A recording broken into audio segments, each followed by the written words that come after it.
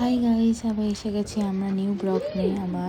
আমি কলকাতা থেকে দিল্লি জার্নিটা তোমাকে দেখাবো। দেখো, সবাই আমাকে ছাড়তে এসেছিলো, তো সবাই কাঁদছিল, বাবা কাঁদছিল, তো সবাই কাঁদছিল, তো মন খারাপ কেন, এতদিন কলকাতাতে ছিলাম, দেন আবার ফিরে আসতে হচ্ছে।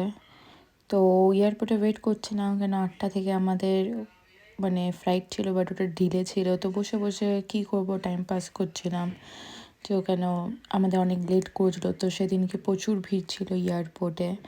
দেখো, তোমাদেরকে দেখাবো যে এত ভিড় কেন, সেদিনকে অনেক মন্দির এসেছিলো। দেন লাস্ট কলকাতা থেকে টাটা করছি, আবার 8 মাস পরে দেখা হবে।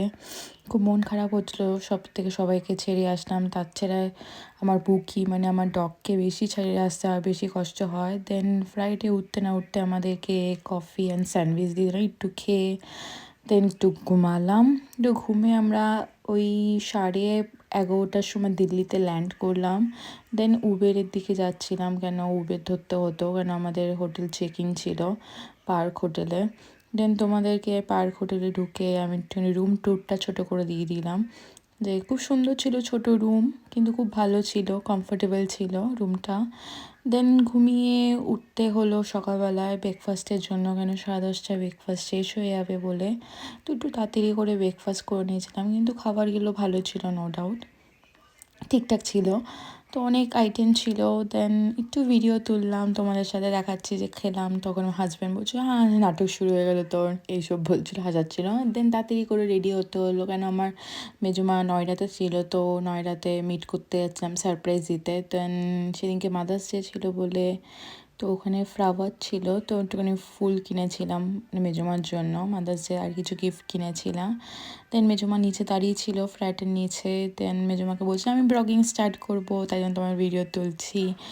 তো সেদিন ঘরে গেলাম, তো আমার এই ঘরটা খুব ইমোশনাল, তো একজন নেই, ওনাকে আমি খুব মিস করি, তো এরা আমাকে খুব ভালোবাসে।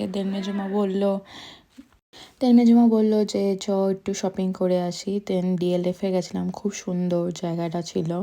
তো এগুলো গিফট হ্যাম্পার এত সুন্দর। দেন মেজমাকে বললাম চলো মেজমা, একটু প্যান্ট কিনতে হবে এখানে আমার অফিসের জন্য। দেন প্যান্ট কিন্তু খুঁজে পাচ্ছিলাম না, দেন ঘুরছিলাম। দেন আমার আর বোনের ফেভারিট মিনিসোতে গেছিলাম একটু কিছু গিফট কিনতে, তো আমি বোনের জন্য এটা কিনেছিলাম, আমার জন্য কিছু কিনেছিলাম। দেন মেজমা বললো চ আমি তোকে ট্রিট দিই, তো একটু ডেজার্টের জন্য ট্রিটে গেছিলাম।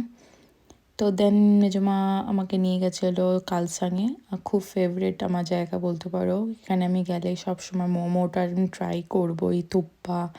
তো বেসিক্যালি আমি নিয়েছিলাম মোমো নিয়েছিলাম, দেন থুপ্পা নিয়েছিলাম, আর ড্রাই চিলি চিকেন নিয়েছিলাম। খুব সুন্দর খাওয়া দাওয়া এখানে, আর খুব জুসি মোমো হয় এখানে।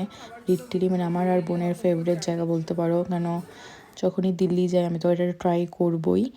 তো এটাই, সেদিনকে আমিও একটুখানি থুপ্পা খেতে খেতে একটু ভিডিও করে নিচ্ছিলাম তোমাদেরকে দেখানোর জন্য, কিন্তু খুব ভালো টেস্টি ছিল। দেন আমি আমার রুমে এসে গেছিলাম, তো তো শাশুড়ি মার জন্য কেক পাঠিয়ে সেলিব্রেশন করে ঘুমিয়ে পড়েছিলাম তাতে, কারণ নেক্সট মর্নিং ফ্লাইট ছিল ইস্তাম্বুলের জন্য। তো নেক্সট পার্টে দেখাবো কী কী করলাম ইস্তাম্বুলে। টাটা।